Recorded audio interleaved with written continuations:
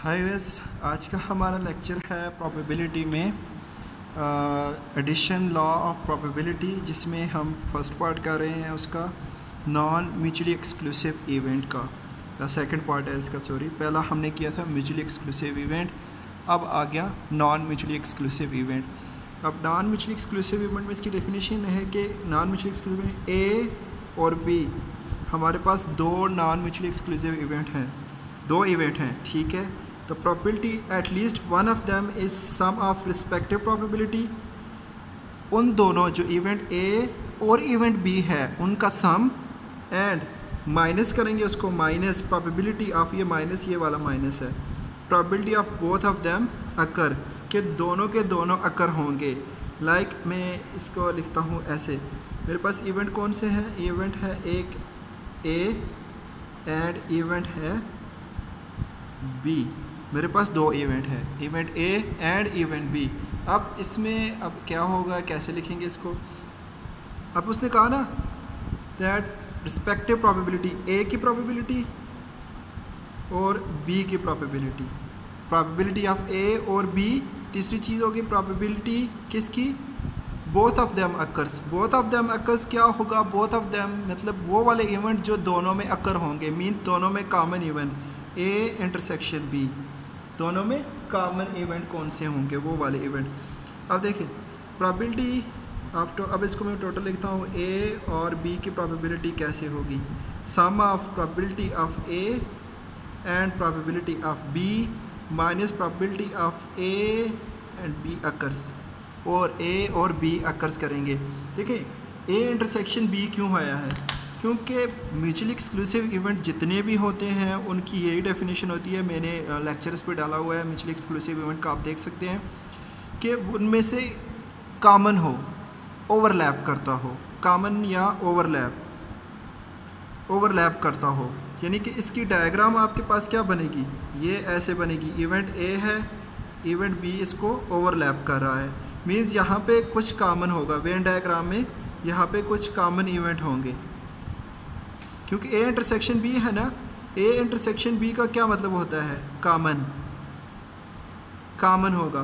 तो ये कह रहा है probability both of them occurs, जब बोथ ऑफ देम अकर की बात आ जाए तो उसमें क्या होगा, कॉमन आ जाएगा, इसमें कॉमन आ जाएगा। मैथमेटिकली इसको इस तरह लिखेंगे, प्रोबेबिलिटी ऑफ ए और बी किसके बराबर है, प्रोबेबिलिटी ऑफ ए, बी की प्रोबेबिलिटी, ए और बी की प्रोबेबिलिटी को जमा करो और माइनस कर दो probability of A intersection B. अब यहाँ पे आओ, यहाँ पे मैंने एक एग्जांपल आपके लिए लिख के छोड़ी हुई है इसको समझाने के लिए। एग्जांपल है अ die is being rolled.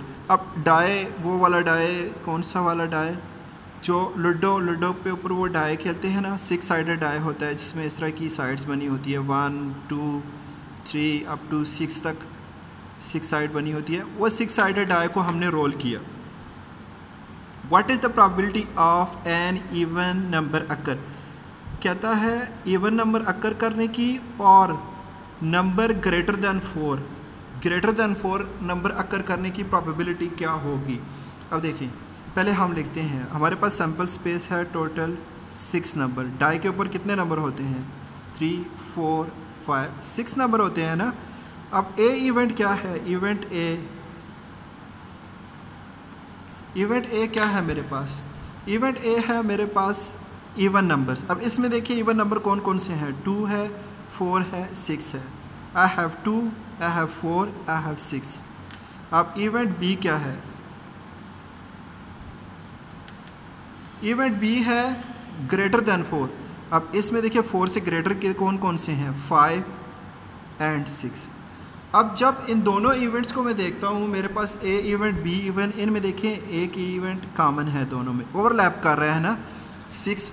That means कि ये 6 क्या है मेरे पास, 6 कॉमन है, तो दैट मीन्स ये नॉन म्यूचुअली एक्सक्लूसिव इवेंट है। जब इसकी वेन डायग्राम हम ड्रॉ करते हैं तो वेन डायग्राम हमारे पास ऐसी आती है, इवेंट ए, इवेंट बी।